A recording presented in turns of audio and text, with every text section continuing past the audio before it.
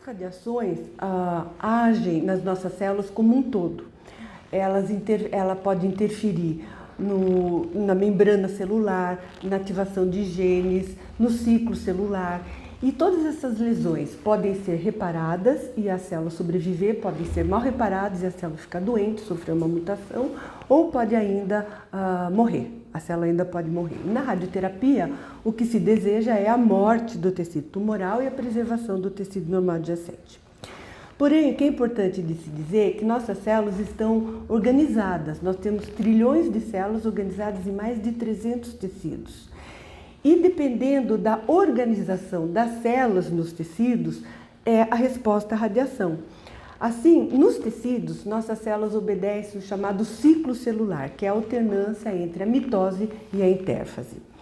As fases da intérfase são G0, que é a fase de quiescência, G1, síntese e G2. G1 e G2 são chamados de checkpoints ou barreiras do ciclo celular, onde a célula pode retardar a sua progressão e reparar alguma coisa que esteja errada, antes de entrar em mitose para que não se divida de forma errada. E a fase de síntese é a fase de síntese do DNA. Pois bem, a fase mais sensível do ciclo celular é a fase de G2 mitose. Na verdade, após a lesão radioinduzida, a principal lesão é a quebra dupla do DNA, ela precisa ser detectada por nossas células. E o sistema sensor, deste sistema sensor das células, fazem parte o gene ATM, que produz uma proteína ATM, que fosforila, a ATM quinase é uma quinase, fosforila coisas no ciclo celular. O gene NBS1, que é o gene de reparo, e o gene BRCA1, que é o gene supressor de tumor, que é mutado em câncer de mama. Assim que a célula detecta a lesão, acontece uma série de reações no ciclo celular que culminam com a parada de progressão do ciclo. É como se as células congelassem nas fases que estão e não progridem para a mitose. Essa parada, esse congelamento, entre aspas, do ciclo celular demora de 10 a 20 horas. Depois as células se redistribuem no ciclo. Também o reparo ele acontece em média em 1 hora, leva mais ou menos de 15 minutos a 4 horas. E as fases mais sensíveis, como eu já disse, são as fases de G2 mitose. As nossas células, elas podem morrer após irradiação de N maneiras. A mais conhecida é a morte na mitose, ou a morte clonogênica, que acontece. Conceitualmente, a morte clonogênica acontece quando a célula irradiada ela divide 1 ou 2 vezes e passa aberrações letais para as células filhas que param de se dividir e não formam mais colônias, elas ficam estéreis, incapazes de se dividir. E isso é visto nas curvas de sobrevivência, ensaios de radiação de cultura e curvas de sobrevivência. É muito interessante para a radioterapia se nós pensarmos que uma célula tumoral perde a capacidade, célula tumoral irradiada perde a capacidade de se dividir e não vai repopular o tumor. Mas do ponto de vista biológico, isso não diz muita coisa. Por isso foi se estudar o que acontece com uma célula em morte clonogênica.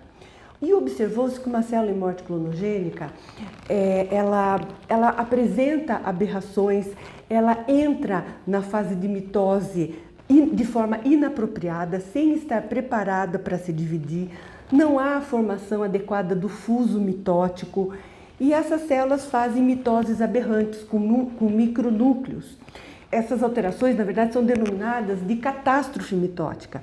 Assim, a catástrofe mitótica é a causa mais importante de morte clonogênica, mas uma célula pode perder a sua capacidade de se dividir, entrar em morte clonogênica, por senescência, por parada definitiva, por sair definitivamente do ciclo celular. Existem vários tipos de morte programada, como a apoptose, a autofagia, necroptose, mas sem dúvida nenhuma, a mais estudada, mais falada, é a morte por apoptose.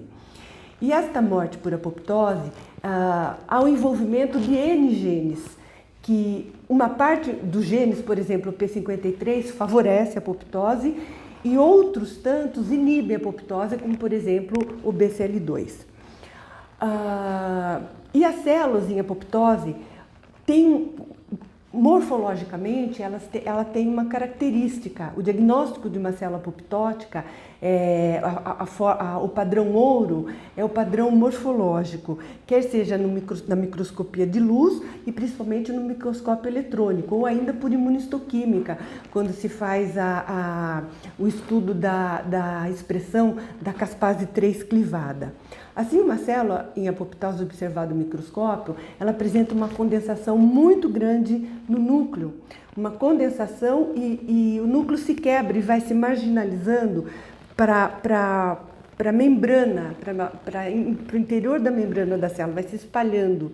Depois, essa célula é clivada em corpos apoptóticos que são rapidamente fagocitados pela célula vizinha, mesmo que não seja um macrófago.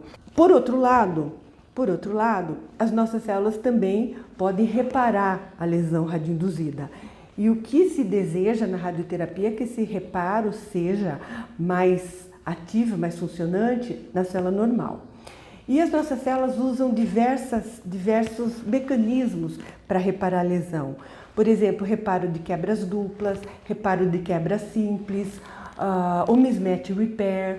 Mas o mais importante para a radiobiologia é o reparo de quebras duplas, que pode acontecer por recombinação homóloga e recombinação não homóloga. No caso da recombinação homóloga, você tem a quebra dupla do DNA e depois a proteína ATM age ativamente nesse processo e há a cópia igual da cadeia molde pela cromátide irmã, por aquela que estava quebrada. E o reparo é completamente sem erro. A outra forma de reparo é a recombinação não homóloga, que também a proteína ATM tem um importante papel, mas há a religação, mas essa é uma religação das cadeias do DNA que estão sujeitas a erro. É um reparo sujeito a erro. Só que a maioria do nosso genoma é composto por sequências não codificantes. E alterações em regiões não codificantes têm pouco impacto no nosso genoma. E como nós dissemos, as nossas células estão organizadas em tecidos. E os nossos tecidos, nós temos mais de 300 tecidos, os nossos tecidos normais respondem de modo diferente à radiação. Assim, nós temos os tecidos de resposta rápida, como a pele, o tecido hematopoético, por exemplo, mediam o efeito agudo da radiação. São tecidos que manifestam suas lesões durante a radioterapia ou até 3 meses depois da radioterapia. Por exemplo, uma plaquetopenia, uma dermatite exudativa, uma descamação pode ser vista durante o tratamento. E essa resposta rápida se relaciona à alta atividade proliferativa dos tecidos, à alta suscetibilidade das células à morte programada, e também são tecidos que, apesar de proliferar bastante, como eles proliferam bastante, eles são tecidos, porém, que não reparam a lesão, mas são capazes de repopular. Por outro lado, nós temos tecidos que respondem mais lentamente à radiação, como o músculo, osso, vaso, e eles mediam a chamada resposta tardia ou resposta lenta. E a resposta lenta, esses tecidos, eles têm uma atividade proliferativa menor. E a resposta lenta, ela está associada, além da baixa atividade proliferativa, à perda da atividade metabólica, à ativação de citoquinas inflamatórias, à diminuição da oxigenação. E são tecidos que têm baixa atividade proliferativa, porém têm capacidade de reparar a lesão. Mas eles têm uma tolerância, são tecidos que precisamos ter muito cuidado ao irradiar, porque se ultrapassar a tolerância, como eles não repopulam, eles dificilmente também vão se refazer. Eles conseguem reparar a lesão desde que se respeite a sua tolerância. E a resposta biológica é diferente entre os tumores e os nossos tecidos normais. E isto que é explorado na radioterapia.